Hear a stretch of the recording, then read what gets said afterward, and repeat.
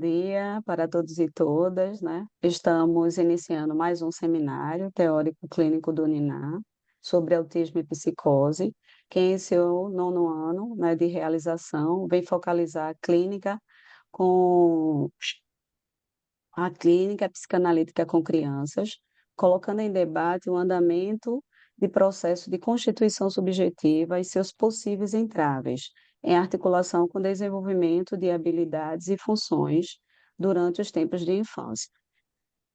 Nosso primeiro seminário de 2025, que tem por título O Caso Gabriel, a Apetência Simbólica e o Nascimento do Sujeito, tem por objetivo trabalhar alguns conceitos da psicanálise, ou da psicanalista francesa Graciela Crespin, e demonstrar como fornecem subsídios para a escuta clínica psicanalítica de recém-nascidos e lactantes jovens e seus cuidadores. Então, agora eu vou apresentar os nossos expositores, né, que nos presenteará, né, com essa discussão belíssima.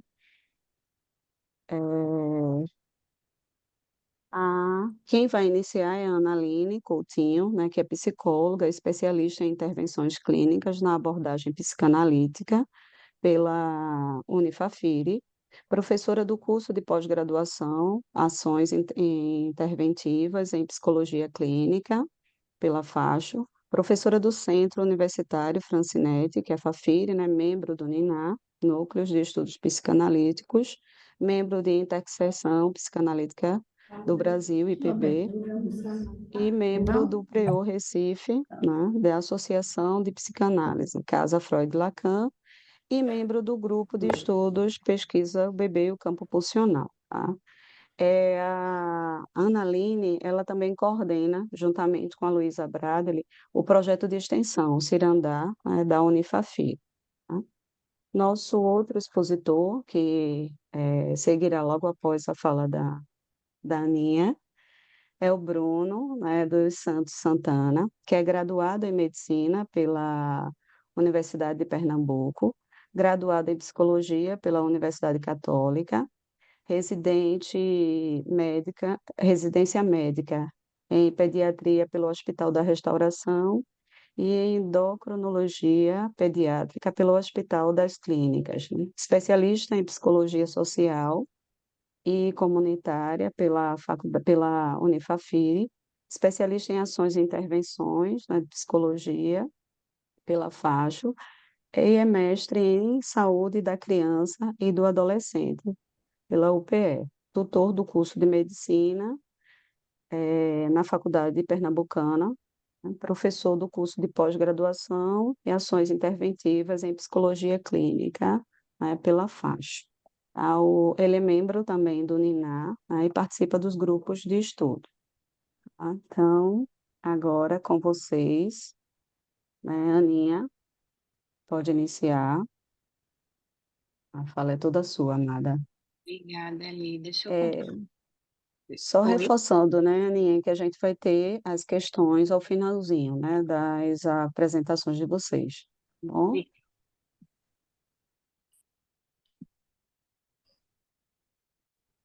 Dá para ver aí bem o PPT? Como é que tá aí? Tá. Tá. Deixa eu botar aqui a reprodução. Então, deixa eu... A mim coube... Deixa eu tentar ver um negócio aqui. Agora, para poder reproduzir grande.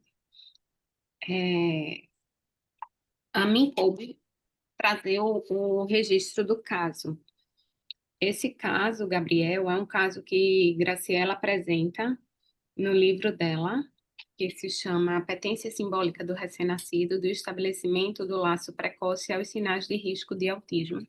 Esse aí, que tem lá no Instagram do Niná, tem como baixar ele em PDF e também tem a opção de comprar ele impresso.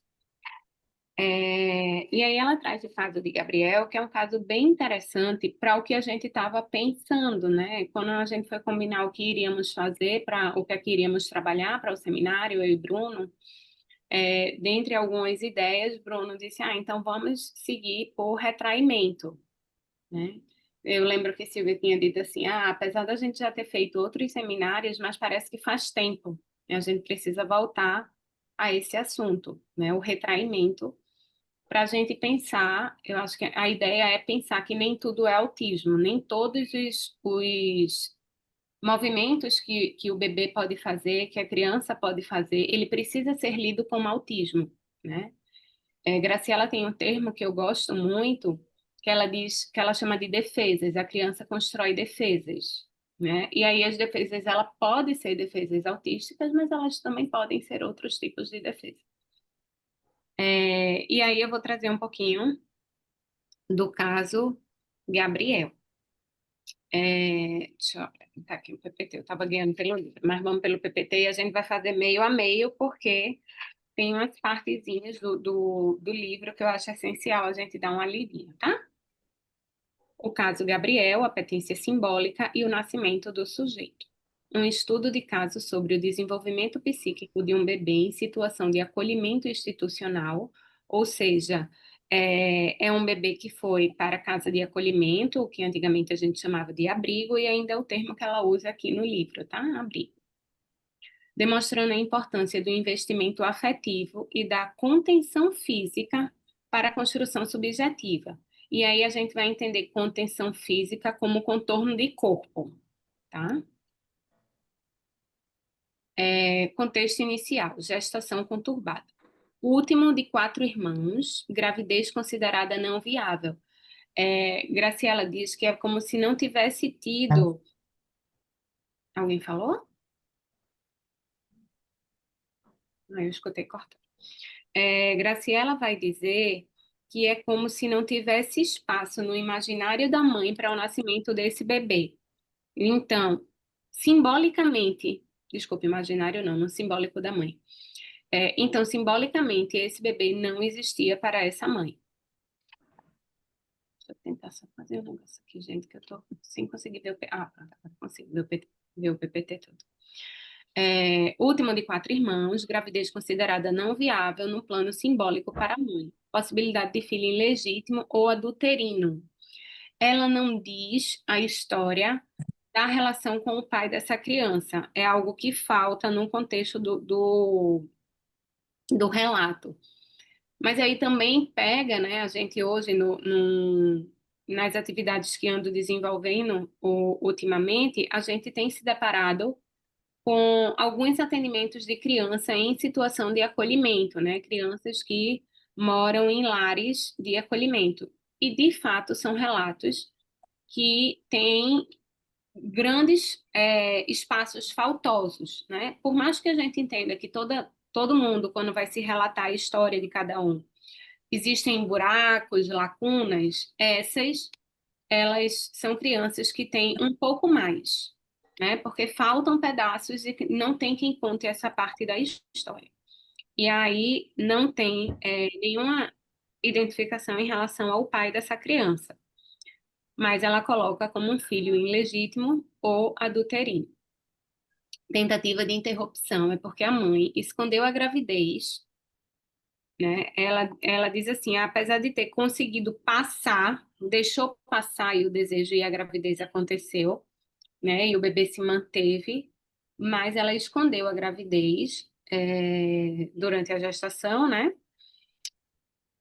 Para as pessoas ao seu entorno, inclusive as pessoas mais próximas, e tomou algumas medicações em excesso, que fez com que Graciela questionasse se seria suicídio e antecipou o parto. Foi uma criança que nasceu de 8 meses, porque a mãe precisou ser internada por conta dessa dose excessiva. Tá? E que lá na frente isso vai repercutir numa síndrome de abstinência da criança. E aí eu fiquei pensando com o Bruno, né? Que talvez essa mãe já viesse tomando essa medicação. Pelo que dá para perceber é que era uma medicação que a mãe já tomava, e em determinado momento ela tomou em dose mais expressiva.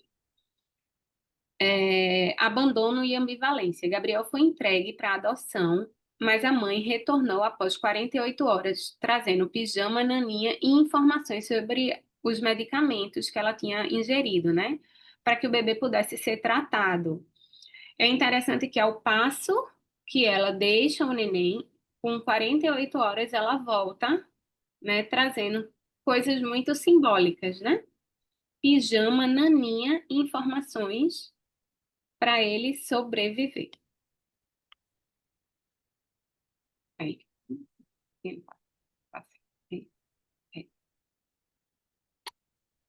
E aí, Gabriel, ele vai para a UTI neonatal por síndrome de abstinência medicamentosa devido ao uso dessas medicações. E para além dessa síndrome, que vai ser a primeira coisa que vai conseguir recuperá-lo, e aí ele volta, né, ele sai da UTI quando se recupera da síndrome, mas ele sai da UTI ainda com diagnóstico de estridor, que é uma malformação do orifício superior da laringe que dá uma sonoridade, né? Quando ele respira, em especial quando ele respira ofegantemente, quando está nervoso. E esse estridor é um elemento que deixa todos à sua volta ansiosos, porque é como se puxasse muito ar, né? Como se faltasse ar. E ele permanece durante 3 semanas na UTI para tratar essa abstinência. Mas aí, à medida que a abstinência ela é tratada, ele sai da UTI, mas ele sai e permanece com o estridor. E o estridor vai permanecer ainda quando ele sai do hospital e vai para a casa de acolhimento, né? Superação do estado de intoxicação. Então, é isso. A síndrome da abstinência se resolve, mas o estridor se mantém. Chegada ao abrigo. O estado físico era um bebê muito agitado, hipertônico, rígido e tenso. Corpo aparentemente desarticulado, impossível de conter.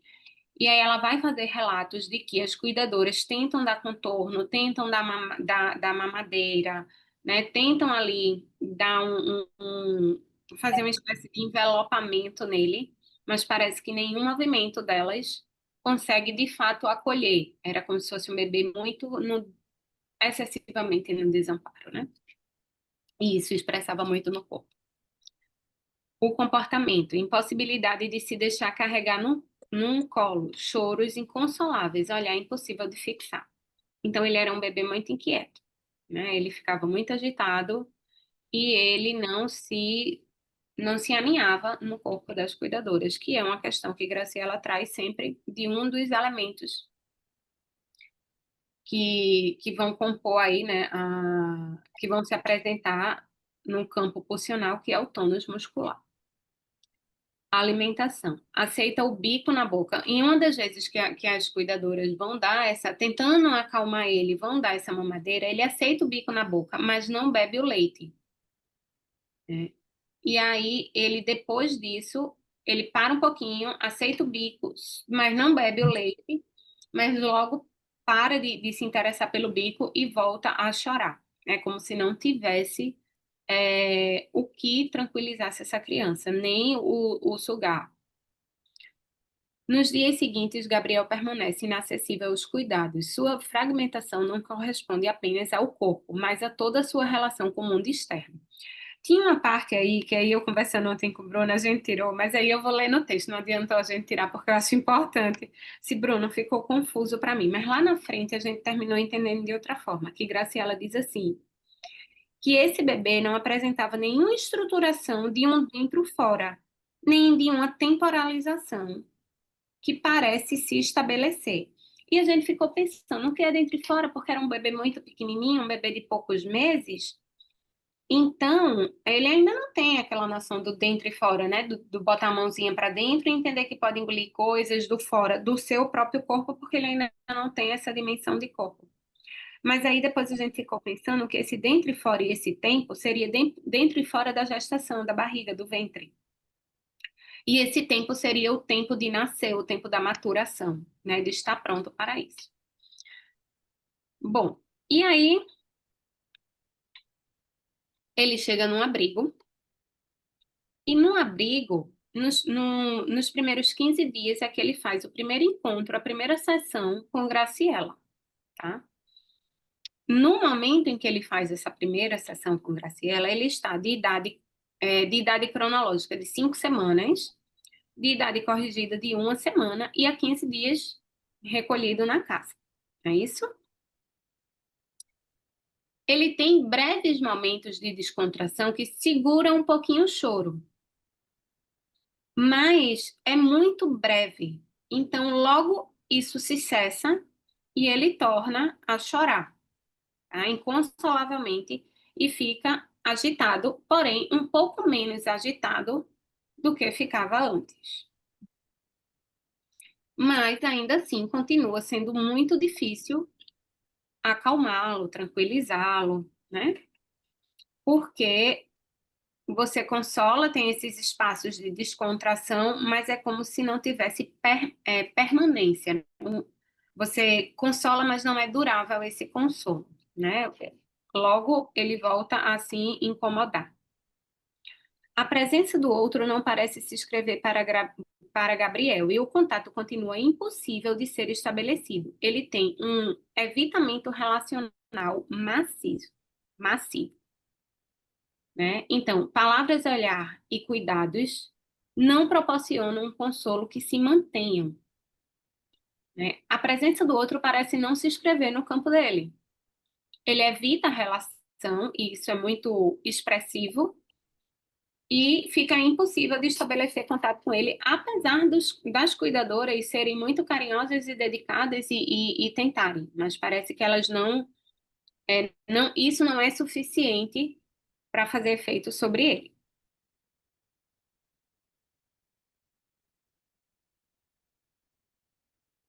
E aí ela faz uma reflexão importante, né? Que ela vai fazer que é uma diferença entre o Gabriel que está na casa, né, e a representação que as cuidadoras fazem a respeito dele. É que provavelmente os cuidados que lhe foram proporcionados na UTI neonatal, assim como os primeiros cuidados aqui, oferecidos no abrigo, que a caixinha ficou na frente, são cuidados atenciosos e de grande qualidade, mas que não se dirigem ao Gabriel lá onde ele se encontra na sua construção de sujeito.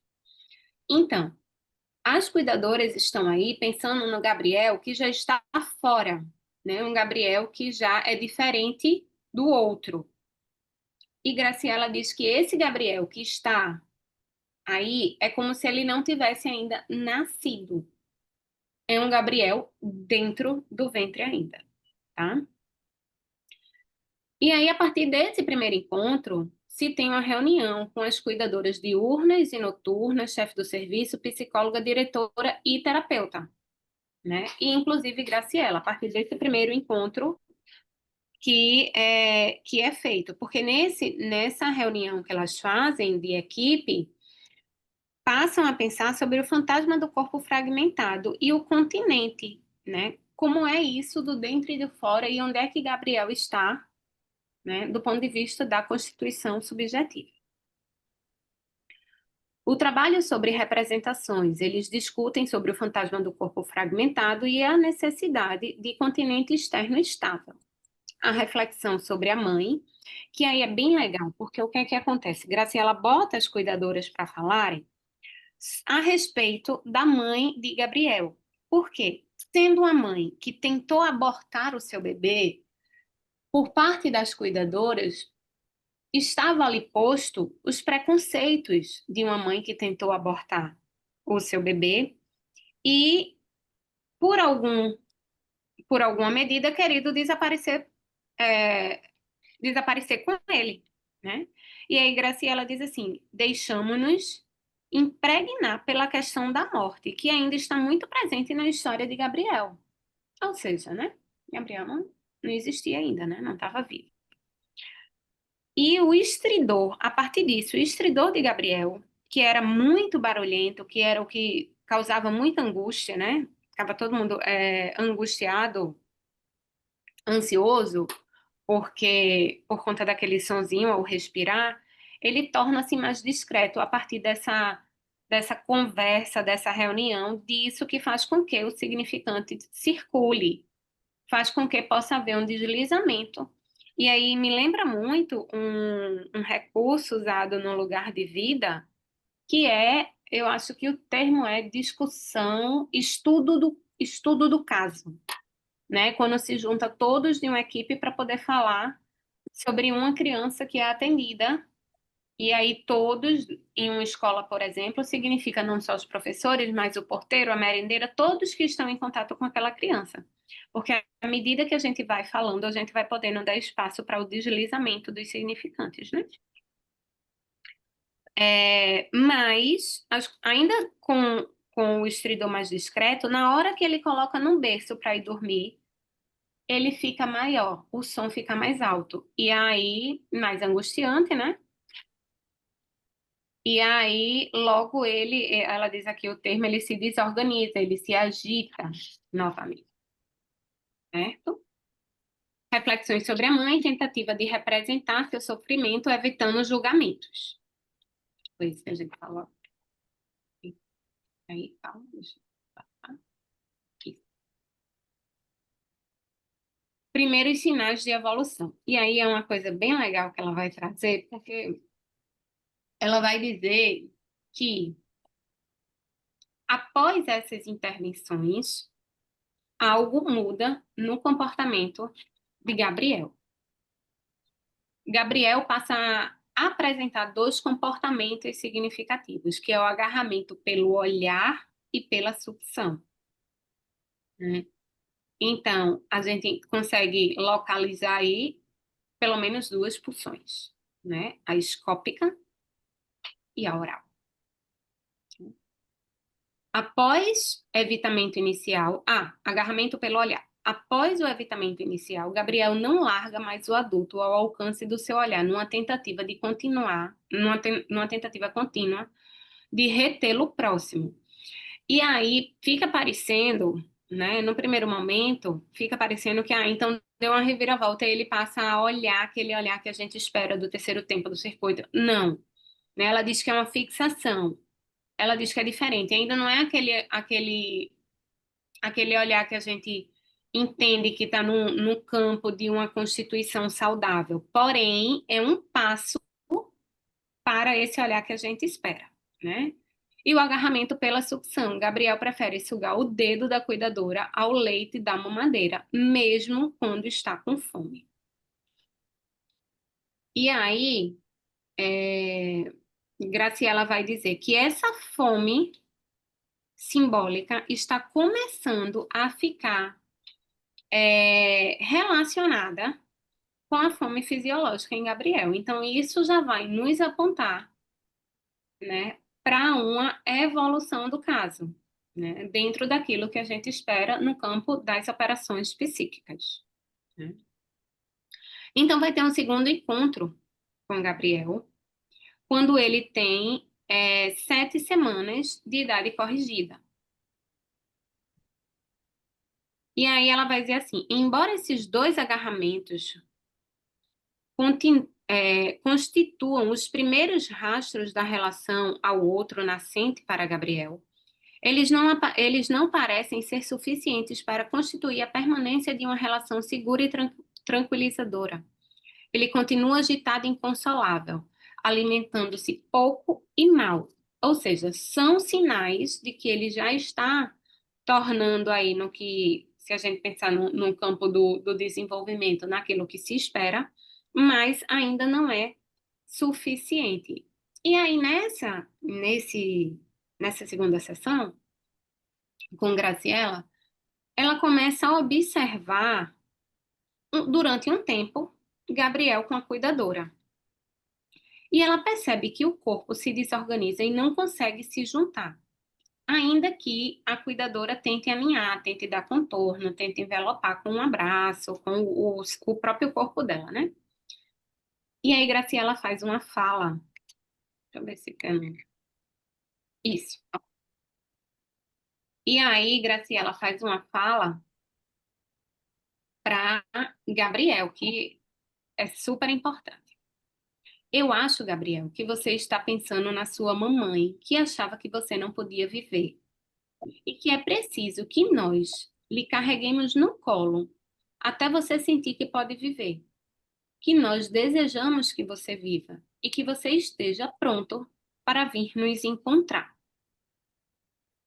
Isso, Graciela diz a Gabriel. Mas aí Graciela diz, a cuidadora, logo depois que diz isso a Gabriel, ela se reporta à cuidadora, né? E diz a ela: será necessário colocar Gabriel em um canguru e carregá-lo o tempo todo, enquanto ele estiver acordado, até que ele não precise mais disso. E aí aparece a proposta do canguru, que é carregar Gabriel continuamente enquanto estiver acordado, até que ele possa ser carregado no braço, né? Mas para isso ele precisa, é como se ele precisasse nascer para poder ir para os braços. E a mobilização da equipe, cuidadora, chefe do serviço e diretora se revezam para carregar Gabriel continuamente. Mas tem uma coisa que é a condição fundamental e que parte muito da posição da gente, né, de precisar sustentar o desejo em relação a apenas os adultos que desejassem fazê-lo participaram, carregando Gabriel duplamente, no colo e no desejo. Ou seja, não estávamos ali só de corpo presente, estávamos de desejo presente, né? Não era uma intervenção exclusivamente em corpo que eu digo comportamental. Era uma intervenção em corpo, mas também em desejo, né? E essa sacada é a cereja do bolo.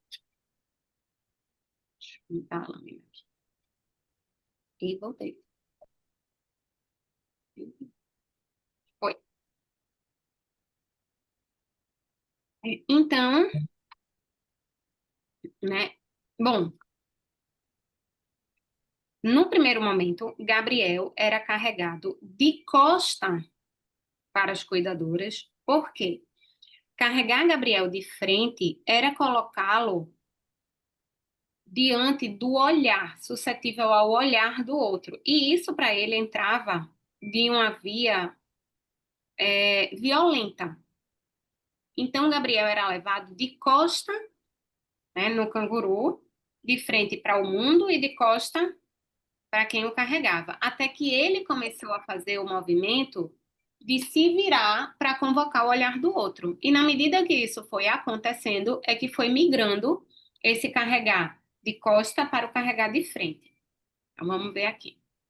As cuidadoras, no início, as cuidadoras carregavam Gabriel de costa para elas, pois o face a face era muito violento e relançava o avitamento. Ou seja, se é violento, se é agressivo, se me incomoda, a probabilidade é que eu me proteja ainda mais. Ou seja, eu reforce, eu me mantenha cada vez mais na tentativa de recuo da relação com o outro, né?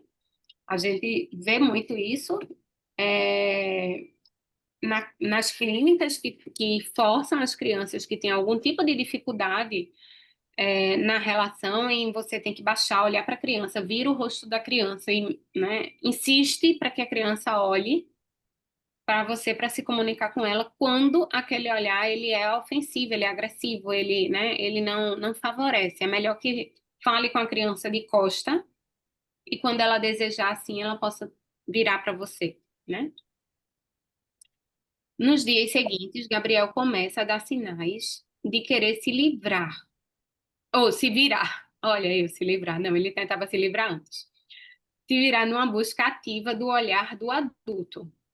Ou seja, ele começa a virar para encontrar o olhar da cuidadora. Após uma semana, Gabriel começa a despertar e a se interessar cada vez mais pela fala e pelo olhar do outro. Após 10 dias, o evitamento ocular e relacional quase desaparecem. E após 15 dias, a equipe para de carregá-lo continuamente, pois Gabriel não precisava mais. Podia ser carregado nos braços, né? Eu fiquei pensando que aí ele tinha nascido, ele já podia ir para os braços. E a hipótese, né, que Graciela vai defender é a necessidade de regressão. Gabriel precisava regredir para encontrar algo que lhe tinha faltado, não desde o nascimento, mas desde o tempo de gestação. Ou seja, o que tinha faltado ainda foi na gestação, não foi depois que nasceu, não foram os cuidados na UTI, não foram os cuidados no abrigo, né? Antecedeu, foi no período gestacional. Durante a gestação, a construção do seu continente psíquico a partir do investimento materno não pôde se realizar. Logo, né, o plano de morte, que prescindiu sua existência desde a concepção, o impediu de realizar essa construção. Que é a ideia que ela vai trazer lá, sobre quando conversa com as cuidadoras sobre a mãe, é que ele estava no plano de morte e não no plano de vida, né? Resultado da intervenção. Oferecer a Gabriel a possibilidade de refazer uma estada intrauterina que o desejasse vivo. Permitir-lhe ter acesso à apetência simbólica, que funda a relação a um outro diferenciado. Gabriel tornou-se um bebê calmo e sorridente, muito disponível à relação com o outro, que bebia as palavras cada vez que se falava com ele. Bom, gente, essa,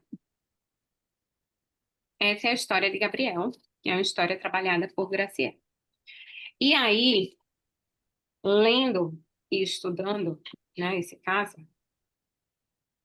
fica muito familiar quem tem prática, né, com crianças e bebês e que hoje estão precisando provar a todos que não são autistas, que se a gente recebe um relato desse e a gente faz, né, um diagnóstico com base no sintoma, a gente pode encontrar o que a gente quiser e não que de fato o que o bebê tenha, né? Porque na verdade a gente precisa fazer toda e qualquer hipótese a partir da relação transferencial, a posição que a criança, que o bebê ocupa em relação ao grande outro.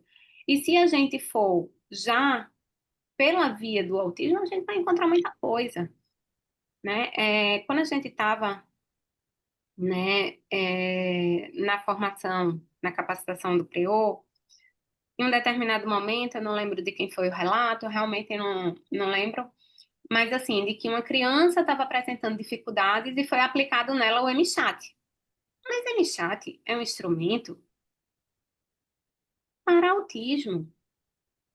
E bota o MChat na caderneta da criança, que é como se a criança precisasse passar por um instrumento com o objetivo de rastrear se ela tem autismo e não rastrear o desenvolvimento dela como ela está. Eu acho que esse caso vem mostrar e esclarecer o quanto o olhar do profissional que acompanha pode mudar totalmente a direção. Porque a gente está falando de um bebê com retraimento, mas se eu, né, achasse que achasse por bem ele ter um laudo para receber um BPC, certamente que um neuro pegaria ele e encontraria vários sintomas de autismo, mas que não passa por isso, né? E eu achei muito legal porque ele traz o retraimento, mas uma pessoa pouco debruçada sobre os estudos pode ler de outra forma, né? Ou com pouca experiência, né? Pode fazer outras leituras. Mas eu achei um excelente caso, que agora vai ser articulado pelo meu amigo Bruno. Cadê Bruno? Achei a iPad de Bruno. Apareça aí, meu lindo. Eu vou servir, vou passar o PPT para você. Estou aí. Você é seu duplo. Você é seu duplo. Tá bom. Duplo do É, autismo. Não, da psicose, não. eu queria agradecer, né, a Analine, por fazer essa apresentação tão boa, que já facilita para mim, né, fazer a minha parte, que vai ser mais de articular a teoria que Graciela traz para poder dar conta de casos como o de Gabriel. Deixa ela botar aí os slides que a gente começa. Aí, calma. Calma, que eu e a tecnologia a gente demora um pouco para dar match. Tô tranquilo.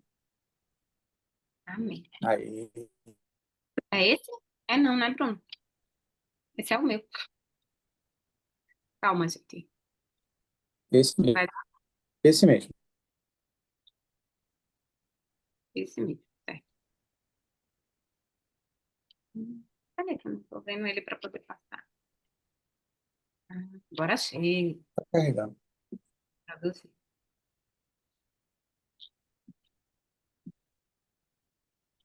Pronto? Pronto. Tá meu áudio, tá? É, Qualquer ok. coisa tu pede para passar. E aí, beleza, peço.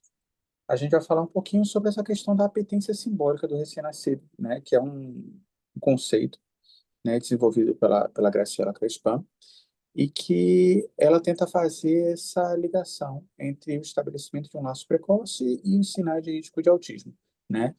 Uma das grandes modificações que ela traz nas suas próprias palavras é a passagem da ideia de algumas décadas atrás do bebê recém-nascido como nada mais do que um tubo digestivo, né, sem pensamento, sem emoções, para um ser muito presente, muito ativo, muito participante das relações, né, com a mãe ou com o cuidador dele.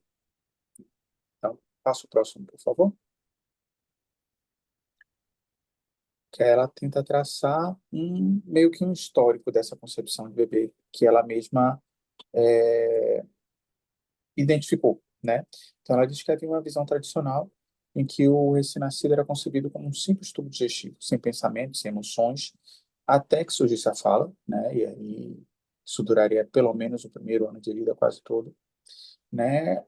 Mas que a partir dos anos 50 e 60 começa a surgir ideias alternativas, né? Então, começa a considerar o bebê como um sujeito com pensamentos e sensações próprios, mas ainda muito determinado pelo meio, pela essa relação com a mãe, né? E acaba tendo uma visão muito determinista do papel da mãe em relação a esse bebê, né?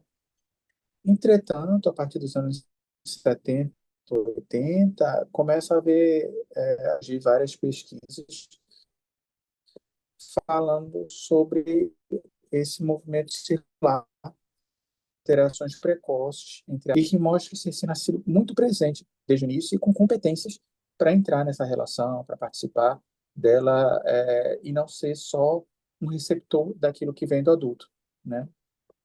Então, a ideia é que esse bebê, esse filhote humano, ele ainda precisa dessa pessoa que preste um auxílio a ela, né, para sobreviver, mas que a identificação dessas novas capacidades tornam esse bebê, na verdade, permitem que nós vejamos esse bebê como mais ativo e até decisivo nesse encontro no período neonatal, né? Passa aí, por favor.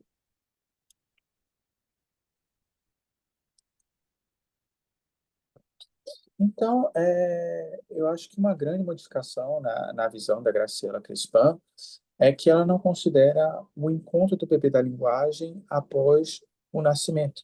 Ela diz que esse encontro ele já se dá no interior do útero da mãe, né?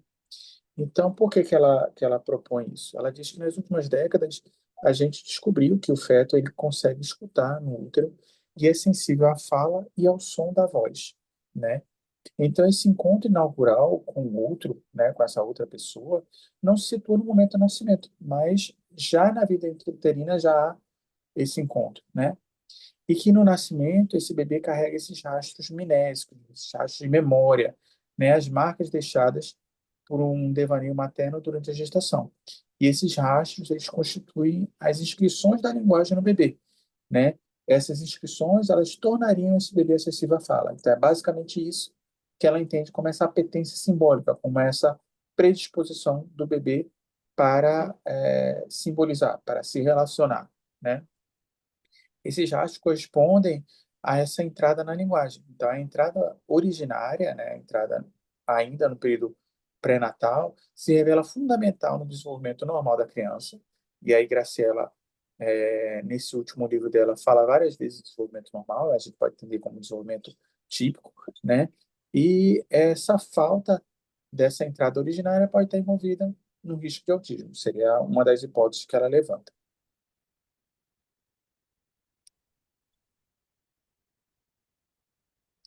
Então, só esmiuçando mais, o que seria essa apetência simbólica, né?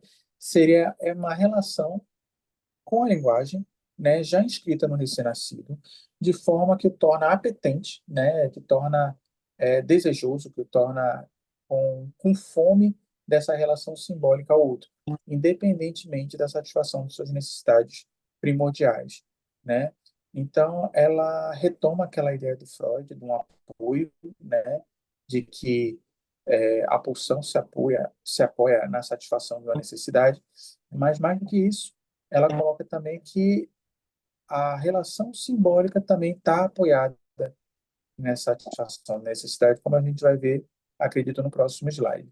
Mas ainda aqui, né, ela diz que essa potência simbólica, ela já está presente no nascimento, né, no bebê saudável, e constitui a via régia, né, do estabelecimento do laço com o outro nessa relação neonatal. Essa relação, essa apetência, ela é chamada de simbólica porque ela visa a uma troca relacional, né? Uma pura satisfação na troca recíproca. Então, assim, existe como se o bebê, além de se alimentar do leite da sua mãe, se alimentasse também das suas palavras, do seu olhar, do seu toque, né? Então, há uma satisfação em si nisso, sem referência à satisfação das necessidades, embora essa satisfação das necessidades seja muito premente no início da vida, né? E que essa apetência simbólica,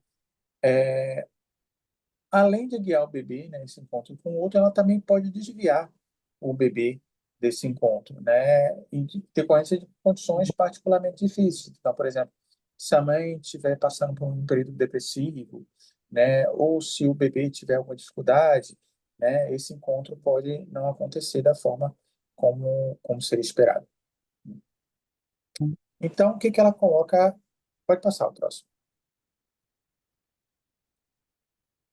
Então, o que que ela coloca como necessário para o estabelecimento desse laço, né, com o outro? Ela fala das duas posições, né, que já são bem conhecidas dentro da psicanálise, a posição materna e a posição paterna. Então, ela diz que a posição materna ela é atributiva e transitiva, né? Então, a mãe atribui pensamentos, sentimentos, desejos àquele bebê, né? Então, ela pode, por exemplo, ver o bebê chorando, e ela dizer, ele está com fome, ou ele está com frio, né? Então, ela atribui, né, significados àquilo. Então, a mãe pensa o seu bebê, ela lhe atribui conteúdos psíquicos, gostos, pensamentos, ela sabe pelo bebê como ela sabe por ela mesma, né? Por outro lado, a gente teria também a posição paterna, né? Que seria, enquanto a posição materna seria um operador psíquico de alienação, né? A posição paterna seria um operador psíquico de separação. Então, ao invés da posição paterna atribuir os seus próprios pensamentos, ele se posiciona na interrogação, né? Interroga quem é aquele sujeito, né? Ele introduz um corte e prepara o espaço para o surgimento de um novo sujeito que é diferente, né, daquele que o trouxe para cá. E que essas posições materna e paterna, segundo a Graciela Crespan, elas vão além das pessoas, né? Então, não necessariamente a mãe ocupa a posição materna e o pai a posição paterna, mas os dois podem ocupar as duas posições em determinados momentos, né? Alternadamente. E que, além disso, haveria um equilíbrio dialético entre essas duas posições que permitiria o acesso dessa criança ao seu próprio espaço psíquico. Então, as duas posições são necessárias para esse bom desenvolvimento desse sujeito. Pode passar.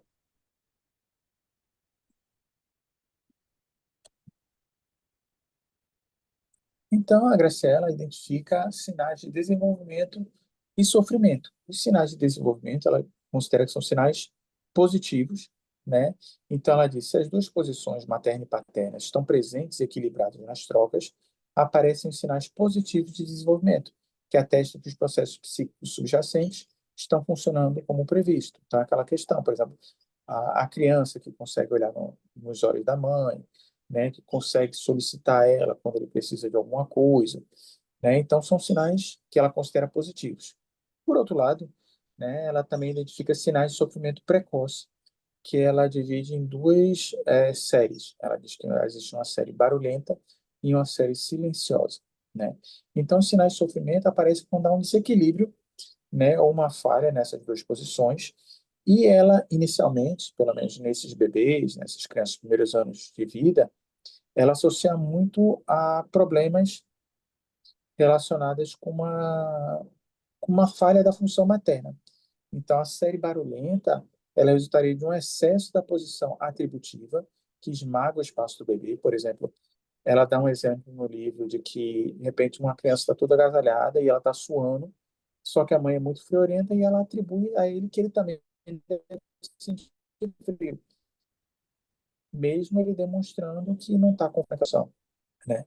Por outro lado, a série silenciosa acontece quando há um déficit nessa função atributiva, né? Então, ela coloca como se a criança tivesse desistido de enfrentar, desistido de se posicionar, né, contra essa função materna que não está sendo adequada para ela, né? Então, essas duas séries, ela tenta identificar em vários momentos, né, quando ela atende bebês com algum tipo de dificuldade. Passa o próximo, por favor. Então, ela associa tanto os sinais positivos quanto os de sofrimento, na série silenciosa ou barulhenta, principalmente em três registros pulsionais, né?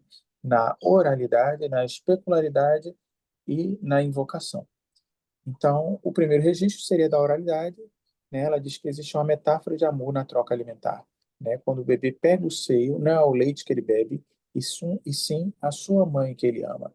Então, ela diz que essa oralidade transforma o alimento em alimentação. Então, o bebê se alimenta do leite da sua mãe e do afeto, do carinho, das trocas em relação a ela, né? O segundo registro seria o da especularidade, seria o registro do olhar, né? Então, ela diz que a dimensão relacional do olhar, como função psíquica, é de suporte da comunicação e da relação ao outro, além da simples coordenação visomotora. Então, ela diz que o olhar vai para além da visão. Que uma criança, por exemplo, que nasce cega, ainda assim ela pode desenvolver um olhar, né, dirigido a essa mãe. E o terceiro registro seria o da invocação. Então, ela diz que as primeiras trocas vocais entre o recém-nascido e seus familiares, marcada pela língua das mamães, o manhês, né, aquela língua melódica que normalmente os cuidadores se dirigem à criança, ao bebê, né, com características sonoras específicas.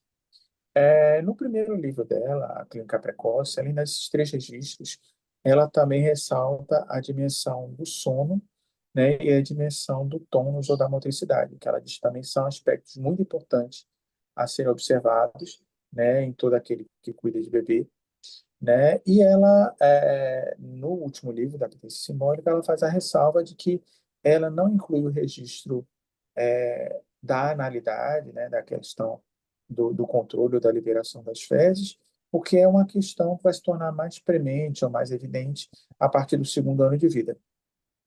Então, voltando aos três registros, ela diz que esses três registros fundamentais de troca entre o recém-nascido e o seu outro da relação precoce, eles constituem um circuito pulsional, que funciona como uma corrente de transmissão entre o sujeito e o outro. Então, ela diz que todos eles envolvem essa troca, né? Envolvem um circuito que se dá, como está apresentado nesse slide, do bebê para a mãe e da mãe para o bebê. Então, também existe uma dimensão nesses três registros que vem do papel do cuidador em relação ao bebê e que ela diz que é fundamental para o estabelecimento de um relacionamento normal ou saudável entre esses dois sujeitos, né? Por outro lado, aí passa o próximo, por favor. Quando você tem algum problema nessa relação, ela diz que em vez de haver um circuito longo entre a mãe e o seu bebê, entre o cuidador e o seu bebê, você forma dois circuitos curtos, né, do bebê voltado para si mesmo e do outro, do cuidador voltado para si mesmo, né? Do lado do bebê, isso poderia produzir alguns sinais sugestivos de risco para autismo, né, ou o próprio processo de produção, né, do sujeito autista mesmo. E do lado do outro, levaria aquilo que Graciela coloca como um estado de sideração, né, que a gente vai falar um pouquinho no slide seguinte. Passa, por favor. Então, ela diz que no processo autístico, A impossibilidade de se relacionar com o bebê resulta no que ela chama de estado de sideração, em que todas as competências relacionais e de comunicação do adulto ficam suspensas na relação com essa criança em particular. Então, é aquela coisa que é muito comum das pessoas que atendem pais de criança autista, que eles muitas vezes estimulam e investem bastante nessa criança, mas como eles não recebem muito em troca, eles começam a ficar um pouco cansados e, aos poucos, investindo menos nessa relação por não receber esse retorno dessa criança, né? Então, ela coloca que o estado de sideração corresponde a uma literal sideração do pensamento, ou seja, a impossibilidade de pensar no sentido de se representar o que a criança faz, quer ou sente. Então, haveria uma falha exatamente naquela função materna que a gente identificou alguns slides atrás. Aí passa o seguinte, por favor. Então, Graciela, ela teve um papel muito importante também, né, no surgimento desse movimento pré-O, para identificar esses sinais precoces, né, de risco de autismo. Então, ela fala de que os sinais eles podem ser vistos, por exemplo, a partir do quarto mês, que seria uma ausência dessa apetência do bebê para a relação ao outro significativo e uma falta de iniciativa nas trocas, né? E que às vezes o bebê responde ser solicitado, mas não busca interagir com esse outro. No final do primeiro ano, se apresentaria um pouco diferente, então a gente poderia identificar essa pobreza de vocalizações e interações, não responder ao nome, pouco interesse pela voz humana, grande interesse por objetos, sem compartilhamento com o parceiro da relação, né?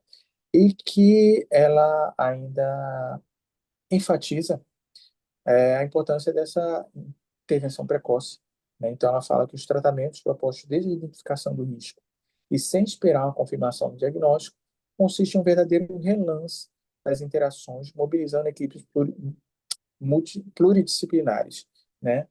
E que com essa intervenção precoce a gente consegue tanto tirar os pais desse estado de sideração, quanto trazer mais essas crianças para se relacionarem, né? Então, ela fala que a capacitação de profissionais da primeira infância para reconhecer esses sinais é fundamental para a prevenção e o acompanhamento precoce, permitindo minimizar as consequências dos transtornos do neurodesenvolvimento, né? Então, acho que é basicamente isso, né? E aí eu passo a palavra de novo para a Elisângela para a gente abrir para alguma discussão.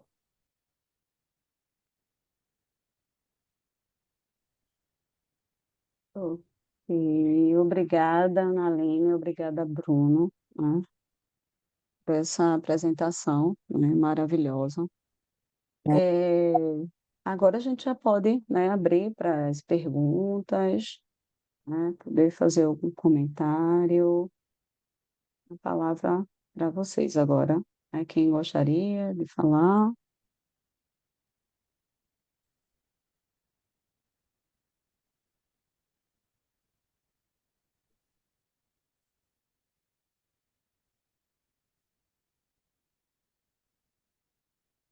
Sim, Gente, que silêncio. já, Projeto não de é com morte era só silêncio, de Gabriel. era, Projeto de eu já morte ia era só comentar, de Aninha. horror. Não, pelo menos na janela para a gente ver a zoada dos carros na rua passando. Oh, bem, enquanto o pessoal não fala, né? Renata, quer falar? Estou te convocando, olha aí, tá vendo, Renata? Pensei que você quisesse falar. Mas fiquem à vontade, tá? Então, eu vou aproveitar que estou, né, nessa posição aqui, né, para a gente poder já, né, trazer alguns pontos. Ana Aline, eu vou focar nela um pouquinho agora, porque como ela trouxe já a questão do caso, né, muito bem detalhado, com boas discussões, eu fiquei pensando, Ana Aline, tanto naquela questão lá do exemplo que você trouxe do MChat, não sei se né, os demais colegas conhecem aqui, eu acho que seria interessante falar só um pouquinho nesse teste, E aí a gente também já falar, né, que você já mencionou, mas eu acho importante dar essa ênfase na ideia de que se a gente, se já se apresenta, né, uma ideia de teste tão precocemente, né, se quebra a proposta, né, de que haja uma necessidade de uma intervenção, de uma aposta nessa criança, né, do que ela já tem a oferecer, né? Então, e principalmente o que Bruno traz aí nesse finalzinho, né, que é essa intervenção precoce, né, de mobilizar, né, toda a equipe, né, para conhecer essa história e falar da própria criança, né, desse sujeito, principalmente pondo ênfase aí nesse desejo, né, onde é que ele é colocado, né, e naquela ideia lá das funções, do que vocês trazem, né, das funções paterna e materna, no caso, Gabriel, tem um ponto aqui que eu destaquei também, Aninha, quando você traz lá da proposta da Graciela, né, de colocar o canguru, né, o Gabriel no canguru, e de costas, né, para essa atividade do bebê, né, na aposta dessa atividade do bebê, de buscar esse olhar, e faz a gente também lembrar, né, do que traz o Vivés, na ideia do grande e outro temperado, né, não ser, né, aquele invasivo, né, de alguma forma poder ali, para que a criança possa suportar, né, e esperar que ela, né, venha a essa busca, né? E falar um pouquinho também dessas funções, né, materna e paterna, principalmente que a gente vai de alguma forma vendo no caso do Gabriel, né? E você pontuou bem, você e o Bruno pontuaram muito bem, né? Ó, carregar, né? Mas também, quando não houver mais necessidade, né, não carregar mais, soltar o Gabriel, deixar que ele, né? Então, é isso, minha amada. Eu e o Bruninho tem umas coisinhas também para ti, mas eu acho que eu já falei um bocado. Vamos deixar o pessoal falar. A Aninha é com você. Isso que tu disse aí do carregar, mas também quando ele não tiver mais necessidade de soltar, né? Tu falando, eu estava escutando Thelma Queiroz falando do desmame. É muito importante amamentar, mas é essencial desmamar, né? Tem um negócio aqui para mim. Confirme seu idioma falado. Bom, meu idioma falado é português, minha gente, até a última informação. Deixa eu Apareceu para mim também, Aninha, isso. Mas eu também. fechei. Não acredito, não tem português aqui, não. Eita, esse sinal de Charlie Chaplin. Tem alguém com o microfone aberto, né? Por Acho favor, que gente, né?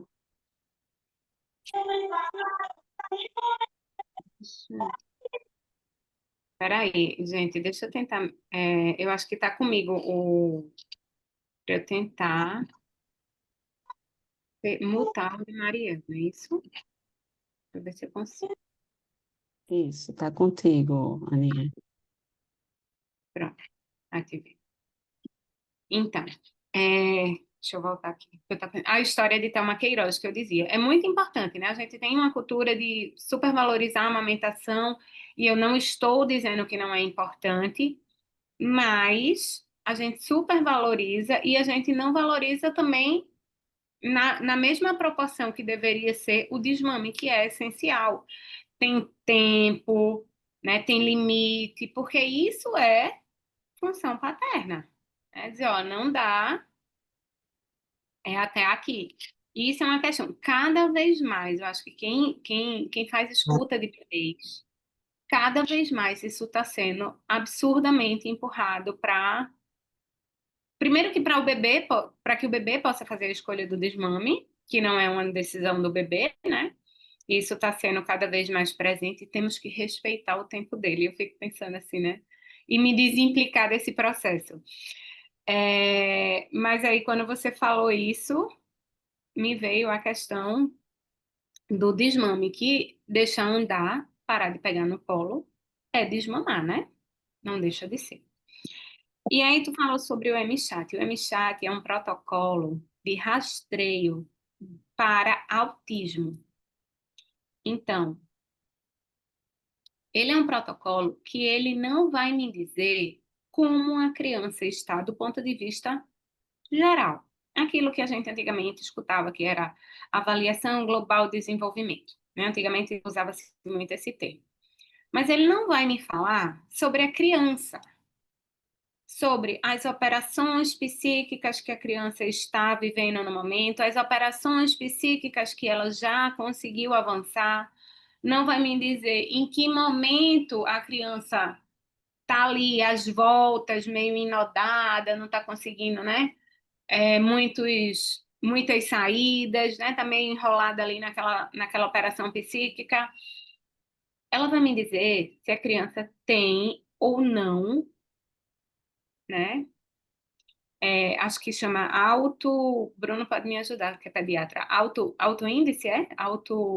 O MChat diz assim, autoíndice, tipo, alta chance. Na verdade, tem uma palavra aí, mas é para dizer se tem alta ou baixa chance de autismo. Mas tem um termozinho técnico que agora eu não lembro. E aí ela vai me falar se a criança teria ou não algo da ordem do autismo. Ela não vai me falar se a criança teria uma outra coisa.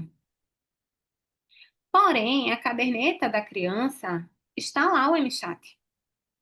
É o instrumento norteador da caderneta da criança. Ou seja, a gente não quer saber se o bebê está bem ou não está. E se ele não está bem, o que é que ele tem? A gente quer saber se ele tem ou não autismo. Eu acho que a grande questão é essa, né? E aí, Lisandra disse, Lisandra, é um instrumento chamado MChat, M-CHAT, MChat. Está na caderneta da criança. E Bruno respondeu. E ele é um rastreio de autismo, né? Existem outros instrumentos, e aí ali usa até o termo assim, a intervenção e o teste.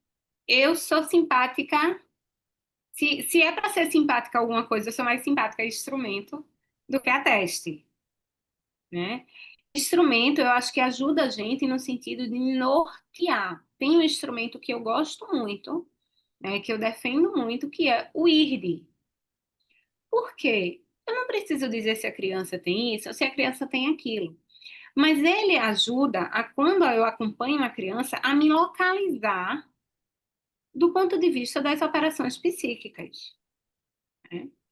E aí você vai dizer, mas é um instrumento psicanalítico, o Ministério da Saúde, mas o IRD está na cartilha da linha de cuidados do Ministério da Saúde, porque o IRD ele foi um instrumento que foi solicitado pelo Ministério da Saúde. Então, ele nos norteia, ele não é função do IRD ou do instrumento nos dizer o que a criança tem ou o que não tem, porque, veja, se a gente considera que em psicanálise, diagnóstico é feito a partir da relação transferencial, não é um instrumento que vai nos dizer qual a posição subjetiva daquele sujeito. Seja ele sujeito andante, sujeito miniatura, né? Sujeito falante ou vir a ser, né? A gente está falando que existem instrumentos que nos faz compreender mais ou menos em termos de estar entravado em algum momento da constituição psíquica, e aí o instrumento vai dizer, talvez o nozinho seja aqui, uma dificuldadezinha de separação. Então, a gente vai o quê? Dar a direção do tratamento a partir desse olhar que a gente vai ter, né? E automaticamente isso significa investir, implicar-se, né? E não só porque a gente não consegue fazer isso sozinho. A gente precisa, sobretudo, de fazer, né? E às vezes chega da família porque o neuro mandou, porque acha que a criança está com autismo. Não é uma coisa da gente... Não nos cabe dizer, não, ela não tem autismo. Nos cabe fazer furo no discurso. né? Mas o que é que você acha sobre isso? Né? Mas o que é que você pensa sobre isso? Porque senão você é mais uma a dizer, né, o saber sobre o filho do outro. E a gente precisa entender que o saber da criança, sobre a criança, a gente estuda muito de desenvolvimento. A gente estuda muito sobre constituição psíquica. A gente estuda muito sobre bebês. A gente estuda muito sobre entraves no desenvolvimento. Mas quem melhor conhece cada bebezinho, cada criancinha, são suas funções de pai e mãe. E se não é, a gente precisa daí uma investida para que eles possam perceber que eles conhecem, que o saber dessas criancinhas estão com eles, né? E eu acho que assim, bom, pensando nisso, a gente entende que o MChat foi uma posição política, tá lá na caderneta de criança, inclusive foi tentado tirar e depois retornou, né? De fato, uma questão política. A escolha do instrumento, eu acho que não diferente passa por isso, né? E um instrumento estando na mão de qualquer pessoa, ele pode ser usado em função do que se deseja, né? Ele pode ser muito bom, mas ele também pode ser, na mesma proporção, perigoso, né?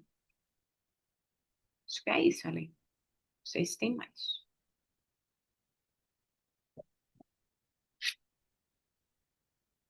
Ok, Aninha. E aí se torna bastante perigoso, né? Que é o que a gente vem vendo, né? Aí esses, né, diagnósticos precoces, né? E a falta de aposta, né? Esse sujeito aí há de vir. Alguém gostaria de fazer alguma pergunta? Estão tão caladinhos, tá vendo? Eli, agora eu estava falando sobre o grande outro temperado de Vivés, né? Isso. Tem Karine aqui, tá com a mãozinha levantada, viu? Você pode falar nele e depois a gente, né? Ou quer abrir logo para a Karine fazer a pergunta? Eu queria compartilhar um caso clínico que eu atendi, que eu acho que vai muito de encontro com o que vocês estão falando aqui. Eu atendi, era numa instituição de pessoas em vulnerabilidade social, e aí essa criança ela chegou para mim com diagnóstico de autismo. Só que ela tinha síndrome do braço curto. Essa síndrome causa hipotonia.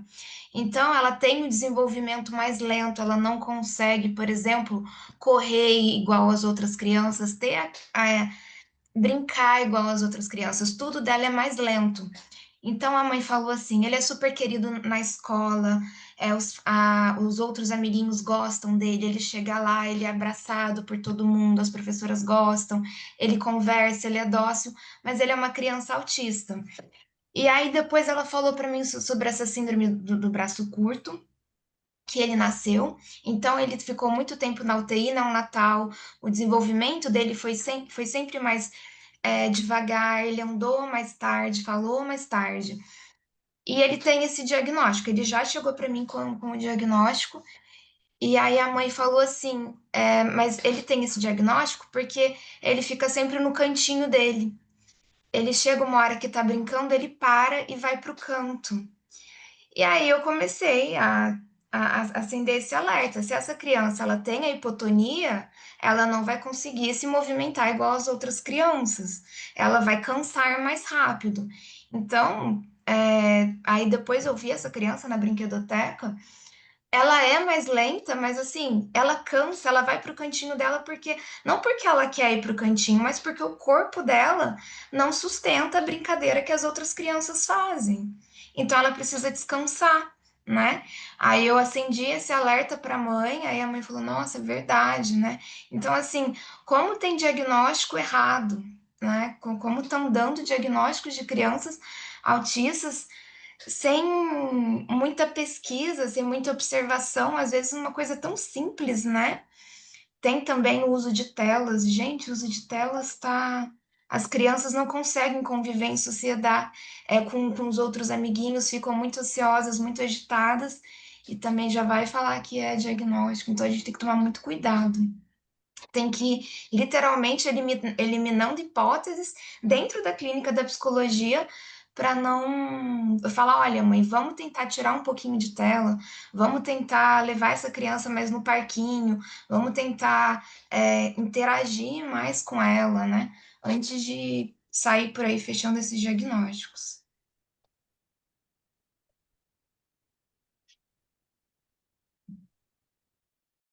Ok, É obrigada, isso mesmo, Karine, Karine. Aninha.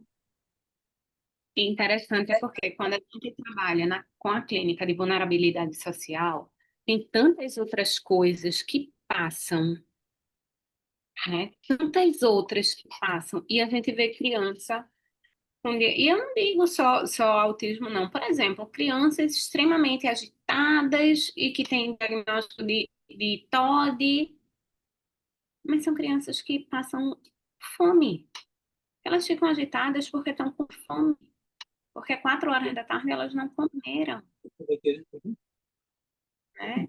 São tantas coisas que atravessam, como se um sintoma só isolado fosse justificativa, né, para a gente poder dar o destino que aquele sujeito, que, né, a gente está falando de criança, mas que aquela criança vai ter, sem olhar todo o entorno, né? Ou seja, sem haver. Hoje a gente vê os diagnósticos, as siglas, os CIDs, mas a gente esquece de ver os sujeitos. E isso independe, né, até o autismo. Por trás existe os sujeitos. São muitas camadas, né? Tem lares que são extremamente violentos, e aí essa criança fica extremamente ansiosa. Como que ela vai aprender, né? Aí recebe diagnóstico de TDAH, TOD, mas o ambiente que ela vive tem uma influência enorme perante o desenvolvimento dela. E não necessariamente é isso, né? Criança com fome não aprende, criança com medo não aprende. Então, é bem complexo, né? Tem que ter um olhar bem amplo para essas causas. Claro, concordo plenamente. E o que a Karine traz também faz a gente pensar na questão do sofrimento, né? O B, que muitas vezes, aí ela traz para uma criança já maior, né? Mas a gente também pode pensar na questão do próprio sofrimento que o Gabriel apresentava, né? Entendeu? Então, dores, tal. E que isso, de alguma forma, né, fazia, né, dificultava essa relação, né, com esse grande outro ali do entorno, né, do Gabriel. Renata está com a mãozinha levantada. Assim, agora me senti convocada de falar. Gente, eu queria compartilhar um pouco das nossas experiências lá no Instituto, porque quando eu pensei no propósito desse espaço, que é o Instituto Du, eu tentei construir justamente a ideia de poder acessar desde as mulheres que estão ali planejando, né, o início de maternidade, de paternidade, de gestar, de ter bebês, até as experiências da parentalidade. Então, a gente cuida, tem a oportunidade de cuidar de gestantes, puérperas, mulheres que estão ali às voltas dos cuidados em relação à maternidade, estão com dificuldade de gestar, aquelas que viveram lutos, enfim, perdas importantes de gestação. Nos ocupamos também da clínica com bebês e crianças pequenas, e com isso o entorno, né, parental. E o que a gente observa e discute em grupo é justamente essa pressa com a qual os pais têm chegado em busca desse nome, desse enquadramento. E eu também entendo que é nossa função política e social também de desmistificar aquilo que é a informação que eles recebem, né? Para tudo hoje tem um protocolo, uma performance, um, um checklist. Então, é difícil para essas famílias que estão inseridas, né, nesse contexto da performance, da produtividade e da rapidez, entender que existe um outro lado. Então, às vezes, eu compartilho com as colegas, né, dizendo, gente, é nossa função falar para os pais que, quando eles nos procuram, dizendo, eu preciso de uma consulta porque eu estou achando que meu filho é autista e eu queria saber se você consegue me dizer se ele é autista ou não. Em quantas consultas, né, eles perguntam.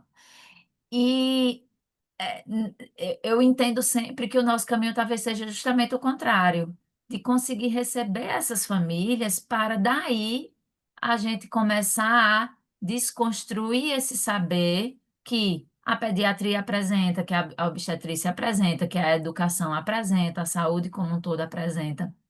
E ali a gente poder ser um espaço também de informação, né, para que esses pais aos poucos vão desconstruindo. Então, quando eles chegam em busca de um diagnóstico para o filho e a gente vai mostrando que existe psiquismo, que existe sofrimento psíquico, que um bebê não é um pedacinho de carne que está ali sendo absolutamente manipulado, que ele também é ativo no processo de estabelecimento de laço, de vínculos, que o bebê sente antes de falar, que o bebê sente antes de falar, de andar, e acaba que em muitas situações a gente tem a oportunidade de ir desconstruindo aos pouquinhos. E esses pais vêm uma vez, vêm outra vez, vêm outra vez.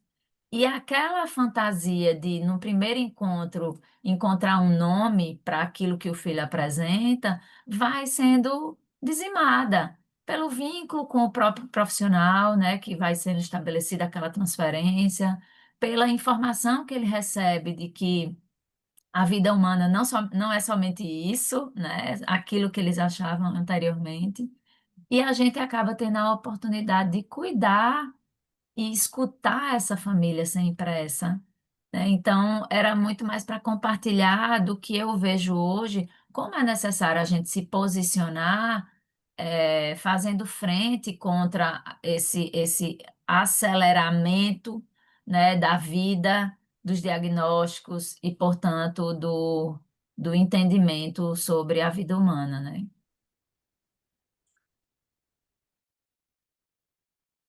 Renata, compartilha da tua fala, mas também digo, e trabalho trabalhoso danado. A gente encontra esse tempo que todos pedem que a gente diga. E aí, se é trabalhoso para a gente, imagina para a criança que precisa responder no tempo Uhum. que o outro acha que ela precisa responder. Né? Precisa falar, precisa andar, precisa. E tudo que se faça, né? Parece que já é olhado a partir desse ângulo. Se a criança bate a mãozinha muitas vezes, sei lá, na parede, já não é mais um bater a mãozinha, já não se dá mais, né, já não busca fazer uma intervenção daquilo para ver o que é que faz sentido para a criança, buscar um sentido daquela batida, já é uma estereotipia. Né? Não dá tempo nem de construir uma estereotipia, porque já se antecipa no imaginário. Né? E aí eu concordo contigo nisso, desse tempo, dessa social que a gente está. Não é difícil a gente ir na contramão disso. Né?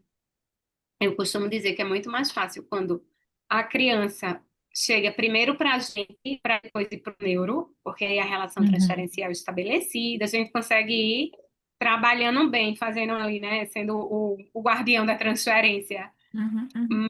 Mas quando é o contrário, quando vem do neuro, que já vem com toda a prescrição, né, é bem complicado, né? Assim, é a gente ficar ali às voltas no trabalhinho miudinho, porque vem outro e já taxa, e já diz, e... Né? Concordo.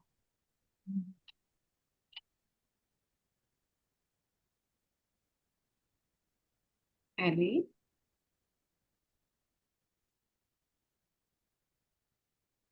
Então, alguém gostaria de fazer algum comentário, perguntas?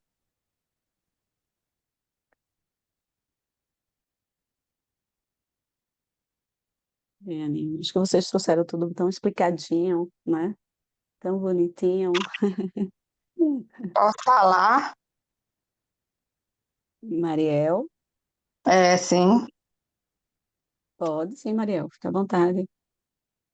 Oi, não, eu queria dar os parabéns, porque eu achei esse momento assim muito rico, muito profícuo para a gente fazer articulações com a questão da clínica, não é, com bebês. E acho que assim as contribuições também dessas colegas que falaram, né, das suas realidades, eu acho que aponta exatamente o que a teoria e o que a clínica foi falada aí por Analine, por você e tal. Então, assim, eu vejo que cada vez mais esse assunto é inesgotável, porque muitas questões emergem a partir dessas discussões, né? Cada um do seu lugar, da sua clínica, começa a fazer inferências e conclusões e reflexões sobre esses pontos, né, de encontro entre a clínica e a teoria, né? E que o trabalho com criança, cada vez mais ele cresce pela necessidade atual, né? Eu acho que saiu aí questão muito interessante, a questão do crianças sem alimento, sem estrutura, e é isso que a gente vê na realidade, né? Esse mundo contemporâneo tem nos mostrado uma crueldade muito grande com as crianças, desde a crueldade das telas, a crueldade da fome, da guerra e de todas as coisas adversas, né? Então, eu acho que, assim, trazer essas contribuições nesse seminário de vocês, eu acho que não esgota, né? Absolutamente, mas pelo menos possibilita que a gente se encontre com pensamentos daquilo que a gente também já faz e daquilo que a gente acredita, né? E daquilo que a gente pode aprender mais, cada vez mais. Então, eu queria agradecer e dar parabéns. Obrigada.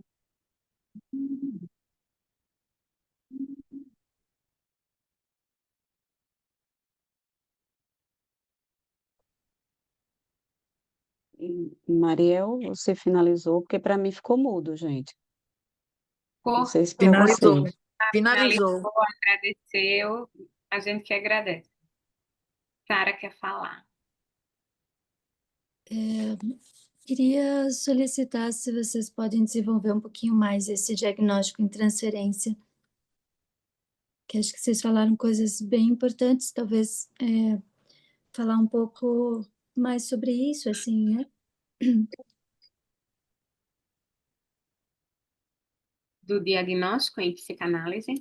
Quando a gente diz diagnóstico, não é nem bem diagnóstico, assim, né? A gente trabalha com hipótese, mas a gente vai fazer o diagnóstico em transferência no sentido de, na relação, é que a gente entende a posição do sujeito, o que é totalmente diferente do diagnóstico, por exemplo, do serviço médico.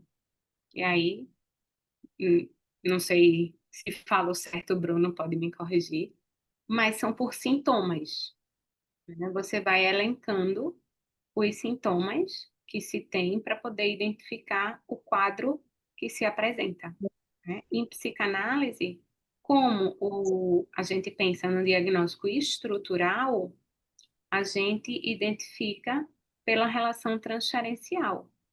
É sempre norteado da posição que o sujeito ocupa em relação ao grande outro. Então, trocando em miúdos, seria a forma como o sujeito, o movimento do sujeito na vida, como que ele lida, né? Lacan diz que em análise, o analisante joga o jogo que ele joga na vida. Então, na relação transferencial, no CEP, vai haver todo um... Mariel? Você precisa provar. Aninha, para mim, deu uma cortadinha no finalzinho da tua fala. Não sei se é a internet aqui, tá, gente? Para vocês, deu ok?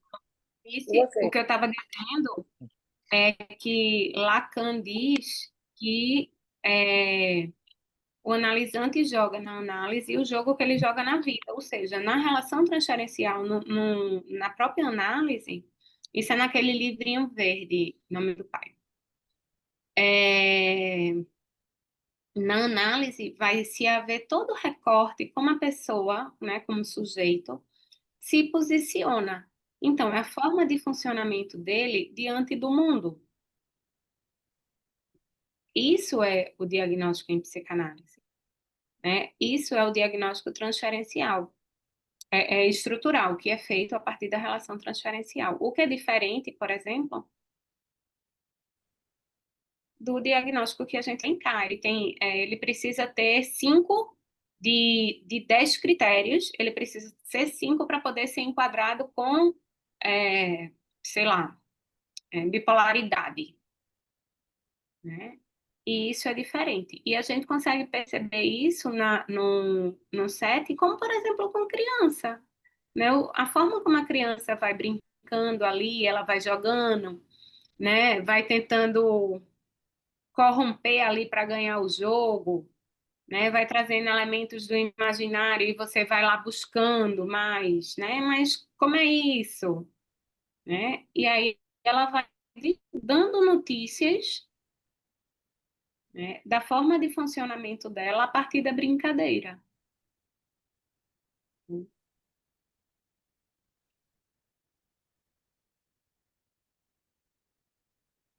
Acho que é isso. Mais alguém quer E seria completar? bom tu trazer também, pensando nisso, na questão do bebê, né, Aninha? Porque a criança, ela já, né, joga. E aí, eu acho que casa também com o que Bruno trouxe na questão do estado de sideração né, das figuras parentais, né? Ok? Fica à vontade, meu Deixa eu amor. só falar um pouquinho que Sara ia falar alguma coisa. Eu ia trazer a questão do caso, né? Porque quando ele traz a questão ali das questões teóricas e esse encontro primordial, me parece que isso é algo que vai sendo instalado, né? Pelo que eu entendi da proposta da apresentação do caso. Então, nisso que você está falando, isso foi...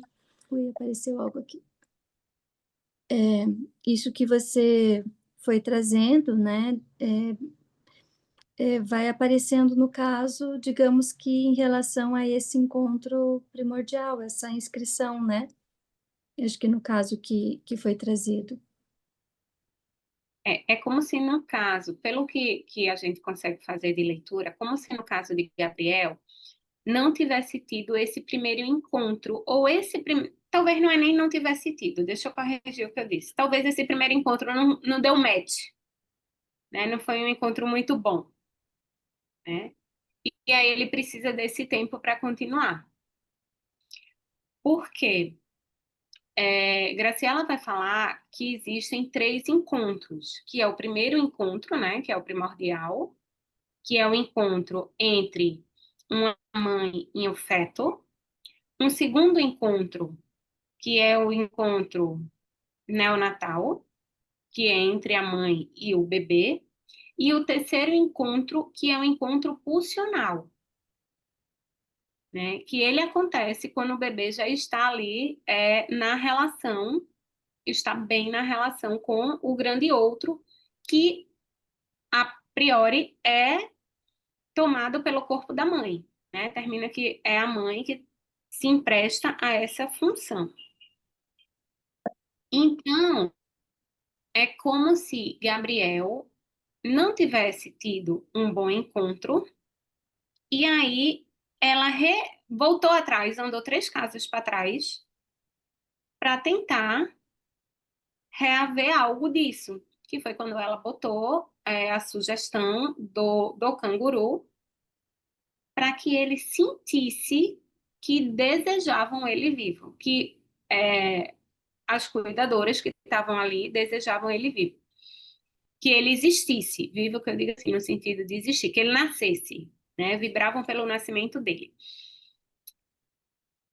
E tanto é que o elemento que fez, o elemento que sustentou isso, essa proposta definitiva, foi o desejo. Foi o desejo das cuidadoras que se prontificaram a ocupar esse lugar, de sustentar ele no colo e no desejo, né? O que torna-se totalmente diferente de ter sido um projeto de intervenção implicado para que todos tivessem que fazer, porque, né? Vamos pensar no formato institucional. A instituição, se regra é para um, é para todo mundo, né? E se um é cuidadora, todas são, mas não, né? O marco da diferença foi que só faria as cuidadoras que se disponibilizassem, né? Que desejassem fazer isso. E as que não desejassem sequer precisavam justificar, né? Então, é como se tivesse voltado casas atrás, para ele poder se reencontrar aí e fazer a construção disso que Bruno vai trazendo como apetência simbólica, Eu queria né? Que é um só papel fazer um acréscimo. de... Eu concordo com tudo que você está dizendo, Ana. Agora, uma coisa que eu queria ressaltar também é que Graciela traz no livro é que, às vezes, na instituição, você tende a realmente, como você falou, tentar dar mais ou menos o mesmo tratamento para todas as pessoas que estão ali, né? E aí, o que ela apresenta é uma criança que, segundo a própria descrição dela, apresenta a série barulhenta. É aquela criança que não aceita ser colocada naquele lugar. E que aí ela não olha no olho, ela grita o tempo todo, ela não fica confortável nos braços do cuidador, né? Que é essa criança que mobiliza muito mais a equipe. Poderia haver uma outra criança que aceitasse passivamente tudo aquilo e que não fizesse nenhum movimento como o de Gabriel e que aquilo passasse despercebido por mais tempo. Seriam exatamente aquelas crianças da série silenciosa, né? Então, assim, acho que talvez um ponto a mais que tenha sido decisivo é porque a dificuldade de Gabriel de estabelecer essa apetência simbólica foi percebida muito cedo, praticamente assim que ele chegou na instituição, né? E isso permitiu que as próprias cuidadoras solicitassem atendimento da psicanalista, no caso da Graciela Crispin, que ela sentasse para discutir o caso, tudo isso, né? Então, novamente ressaltando que, como a própria Graciela diz, os casos da série barulhenta, eles são vistos muito antes e tratados com muito mais urgência do que daquele da série barulhenta, que às vezes passam despercebidos por muito tempo, né? Então, só isso. Boa, Bruno. E outro dia, eu dando supervisão, teve uma situação, eu não lembro exatamente. Uma criança que estava recusando a alimentação. E aí a equipe estava considerando que era uma criança silenciosa. E uma criança que recusa a alimentação não é uma criança da série silenciosa. É uma criança da série barulhenta. Ela não precisa gritar no sentido de voz, de Não, um retraimento muito, muito grande é uma criança responsiva. A gente precisa entender que uma criança não só é responsiva quando ela responde a uma demanda, fazendo uma gracinha, né? Ou quando a gente faz alguma coisa, a gente lê o corpinho dela e ela tem ali uma resposta. Ela também é responsiva quando, diante de um sofrimento, né? Ela apresenta sintomas. Isso, ela se opõe, né? Ela se opõe a esse lugar que estão querendo atribuir para ela.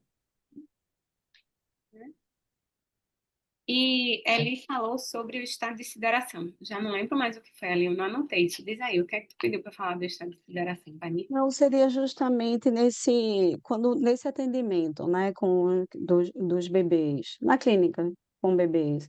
E aí, quando se depara com os pais, né, com as figuras parentais, quem cuida, os cuidadores ali, não os pais necessariamente, né, mas quem são os cuidadores que vão exercer essa função, que estão, né, se encontram nesse estado de sideração, né, que aí entra esse trabalho de trazer os pais para, né, ou para ter um movimento que eles saiam desse congelamento, vamos dizer assim, né? Mas E eu isso penso que é a clínica com bebê, né? É você escutar os pais e ler a criança. Porque você escuta a criança pela leitura, né? Porque a princípio, se chega o bebê, a criança que eu digo bebê, né? A princípio, ele não fala, ele vai dar sinais no corpinho dele, né? E a gente vai fazer a leitura a partir da quando os responsáveis estão fazendo ali alguma fala, E aí ele vai, levanta a mãozinha, ele vira o rosto, né? Ele vai dando sinais e a gente vai lendo e a gente vai podendo narrar a cena, né? E na medida que isso vai acontecendo, né? Vai sendo possível que a mãe vá entrando ali, a mãe que eu digo, quem ocupa esse lugar, né? De maternagem, vá podendo entrar ali e vai dando outro destino, porque não existe clínica com bebês sem a participação ativa de quem cuida desses bebês, né? Aí, de fato, né, Graciela fala sobre o estado de sideração, que durante muito tempo se tinha uma visão totalmente torta disso, né, que eram as mães que não investiam nos seus bebês e não elas que cansavam de investir e ficavam sideradas, né, pela pouca resposta deles no sentido daquilo que elas buscavam de relação. Mas ela também fala, Graciela também fala, que os próprios profissionais, eles podem também entrar nesse estado de sideração. Daí a importância da equipe, né, ter um trabalho mais substancial, porque é cansativo você estar tentando entrar na relação e alguém está te recusando. Então, pode ser que você, enquanto técnica, né, termine caindo nisso de deixar de investir porque não está tendo resposta, né? Daí a importância dos profissionais estarem atentos a isso. Então, não só acontece com os pais, né? Também acontece com os técnicos, né?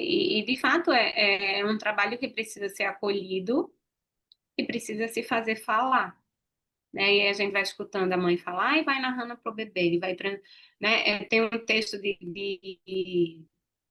do Interfaces do Ninar. Eu gosto muito que Silvia fala do real simbólico imaginário. Quando você precisa falar para o bebê, você precisa falar pelo bebê e você fala para o bebê, pelo bebê e sobre o bebê, né?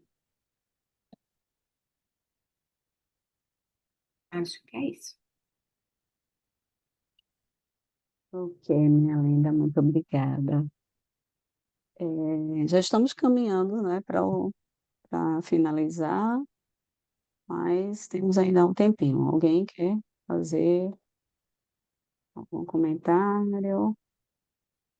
Vamos lá, Eu gostaria, sim. à vontade, Tetê. Eu gostaria de falar da importância que se tem e do cuidado para dar esses diagnósticos de autismo, porque o que tem de crianças chegando com diagnóstico de autismo é enorme. E quando você vai ver, não é autismo. Tem muitas outras implicações no meio. Então isso é uma coisa que a gente tem que levar muito a sério, essa questão do diagnóstico. Viu? Era isso. Tetê, obrigada. Isso E aí essa é a grande luta da psicanálise, Pois né, é. gente? Mas Essa olha, eu a aprendi guerra uma aí. coisa e ficou mais fácil depois que eu aprendi. Se nunca foi fácil, não vai ser na minha época que vai ser. Sempre foi essa posição da psicanálise, não vai ser na minha época que vai ser psicanálise em massa, então tá tudo certo. É, agora veja só, isso que o Tetê estava falando, eu gosto muito de uma reflexão que diz assim, antigamente as crianças precisavam provar que tinha autismo ou que tinha qualquer outra questão no desenvolvimento. Hoje é ao contrário. Elas precisam provar que não tem autismo. Porque no final dos cálculos é muito autismo para pouca criança. Pois é. E é tão interessante que eu percebo isso e acho legal, por exemplo, a proposta da gente foi trabalhar o retraimento e diferenciar que o retraimento não é o autismo, mas a gente está há 1 hora falando sobre autismo.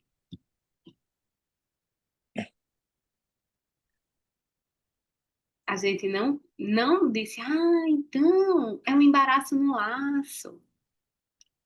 A gente não disse, então a gente pode estar falando de uma estrutura que esteja se organizando para psicose.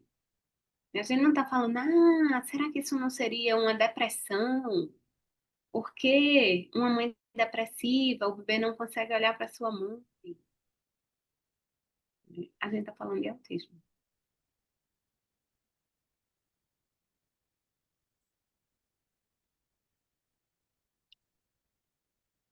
Te devolvo, ali.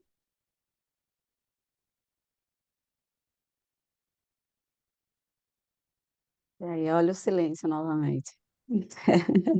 Pensando, refletindo. Sabe aquele filme que Alfredo organizou na época do MFASP, que o nome do filme, vocês lembram? Que era o relato dos pais, né, das crianças que foram acompanhadas, né, a partir da psicanálise. Alguém lembra o nome do filme? Silvia Ferreira, lembra? Lembro não. O silêncio que fala.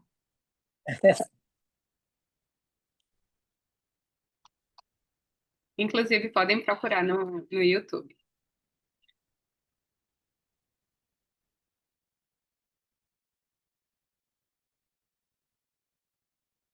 Sim.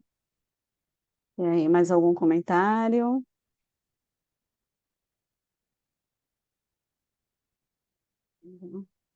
Silvia, você quer falar? Você não pode fechar um seminário sem falar alguma coisa, né? Não é possível. Gostaria de agradecer você, a Silvia, pelo convite, né? E agradecer vocês. Achei muito bom. E gostaria também de participar desse grupo, se possível, né? Apesar de vocês já estarem bem adiantados, né?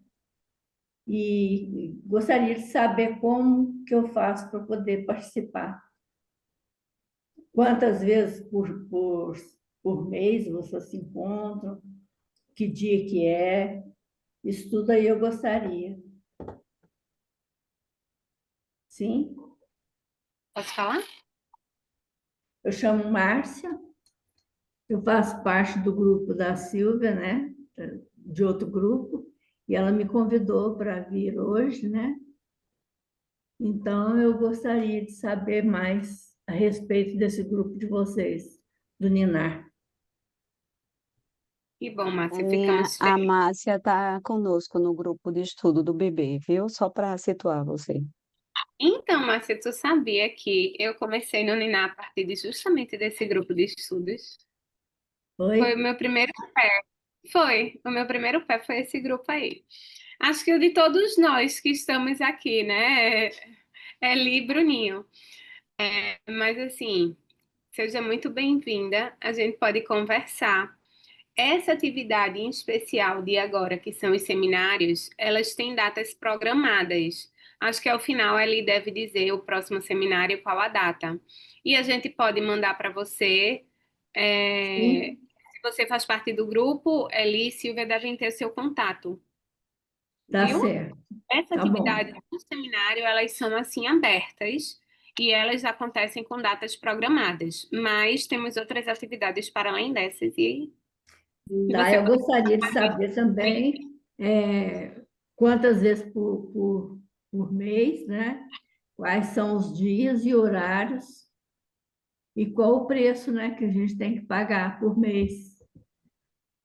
Isso tudo aí eu gostaria que vocês me Essa atividade daqui, elas são com datas programadas, elas acontecem esporadicamente durante o ano, não tem um Sim, encontro mensal, a gente organiza a quantidade de seminários durante o ano, e nessa atividade o preço que a gente tem que pagar é queimar os miolos para estar junto, escutar, discutir, conversar e ampliar as ideias. O pagamento é esse. É estar Mas junto. veja, Eu acho, Analine, que ela está questionando a questão da participação no Ninar. Mas eu estou entendendo, Tereza. Mas aí é o que eu estou dizendo a ela. A gente vai conversar para além dessa atividade aqui, tá? Ah, tá. Sim, A gente vai A Aninha, conversar. de alguma forma, já respondeu, né? Quando ela disse que nós começamos exatamente, pelo menos eu também, Aninha, viu? Pelo grupo de Eu sei, estudo. aham, E eu aí sei. a gente vai fazendo um árduo, gostoso, choroso, né? é, Trabalho, né? De encontrando os leitura, de casos, né? estudo, pesquisa. Me interesso Viu, muito Márcia? por esses Ó, o casos de nosso próximo autismo. encontro está marcado para o dia 9, né? A gente ainda só está confirmando mesmo, mas aí vocês vão estar sempre recebendo, né? O lembrete, quem já faz parte do grupo recebe lá no grupo mesmo, mas quem vai acompanhando o Niná nas redes sociais, a gente também vai mantendo, tá? E tem um grupo do Niná que é só justamente das atividades, não é, Aninha? Tem esse grupo também, tá? E todas as atividades a gente também coloca por lá, né? E algumas são encaminhadas também via e-mail, né? Da Certo, relação que nós já temos. tá bom. Viu, Márcia? Eu gostaria de saber Seja, direitinho como é, o dia, o horário e o pagamento, tá? Gostei tá bom, muito né? de todos. é, Realmente, essa parte do autismo, eu não estou atendendo atualmente, mas quando eu estava atendendo, aparecia muita criança com diagnóstico de autismo e que a gente via que não era bem o autismo. Então, isso aí está muito presente, né, nos consultórios. É, Eles são encaminhados pelos neurologistas já com o diagnóstico e a criança fica com aquele título, né? exatamente. Então, é isso Bom, aí. obrigada, Márcia. Silvia? Obrigada, eu agradeço a todos vocês. Obrigada, Márcia. Veja, eu queria basicamente parabenizar Ana Helena Coutinho e Bruno Santana, não é, pela beleza de conteúdo apresentado, mas também pela beleza de apresentação com relação, vamos dizer, às projeções visuais, não é? Tudo muito, Sim, muito caprichado. E ótimas discussões também, ótimos debates. Só queria fazer uma observação, não é, que é a necessidade de distinção entre a clínica do primeiro ano de vida, que é essa que é abordada por Graziela Crespano, no livro dela, não é? Então, essa é uma clínica, vamos dizer, que tem sua especificidade e que é diferente, por exemplo, da clínica do segundo ano ou que vai além do primeiro ano até o terceiro ano, que é a clínica da criança pequena, não é? Não é mais exatamente a clínica do primeiro ano, mas é a clínica da criança pequena. E ainda uma terceira distinção que diz respeito propriamente à clínica do autismo, não é? Então, eu considero que estar atenta a essas diferenças, não é? A essas especificidades é importante. certo.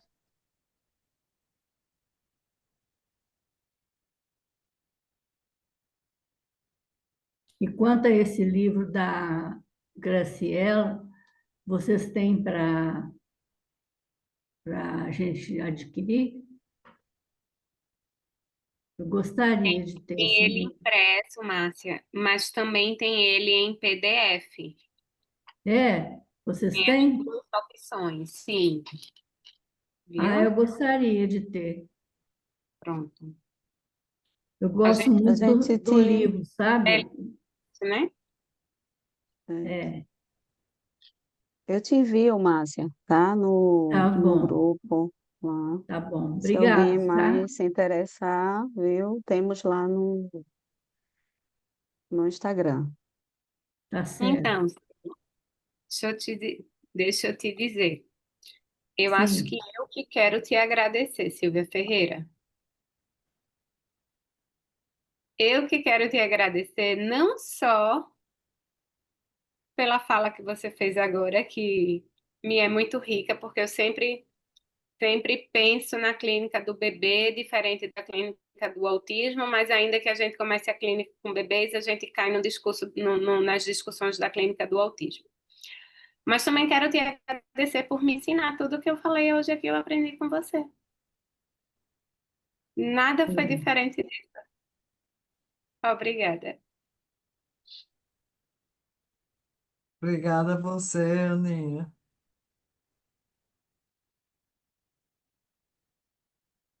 Pronto, eu acho que agora a gente já pode finalizar, né? Já são 12 horas, agradecer, né, a todos presentes e, né, principalmente ao Bruno e à Aninha, né, pela brilhante apresentação e como Silvia falou, até falei no privado, né, que eu gostei bastante do visual, né?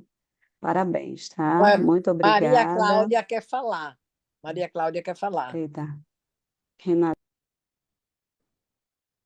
que Maria Cláudia quer falar, Claudinha quer falar e Renata tá batendo Não, palma. eu só bati palmas, não vou mais falar.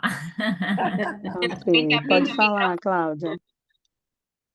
Consegui Pronto. abrir. Só completando rapidinho. O que você aprendeu, Silvia contribuiu muito. O que eu estou aprendendo, Silvia está contribuindo demais. O Preor e agora com o recurso do Ninar, estou assim extremamente com gratidão. Parabéns a Silvia. Ela é uma luz no planeta. É mesmo, concordo.